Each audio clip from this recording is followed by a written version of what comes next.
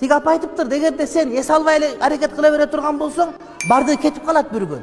Чачың таралбай калат, кашың коюлбай калат, бетиң ухот болбой калат. Анан балдарың чоңоюп кетет, күйөөң дагы кетип калат. Ошон үчүн өзүң убакыт бөл деп айтыптыр да. Ошого тамагын жакшы ичип, ден соолугун караса, демек узагыраак кызмат берет деген сөз.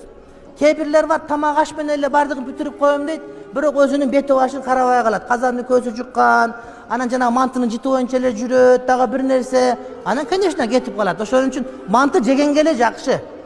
Мантынын жыты жаман. Билесиңер, жанагы бензин куйган жерге барганда куяйын десең, манты жеген бирок кармап кеткен болсочу, эч кармагың келбейт да. Манты эң жакшы тамак. Бирок аны кийин жыт абдан жаман.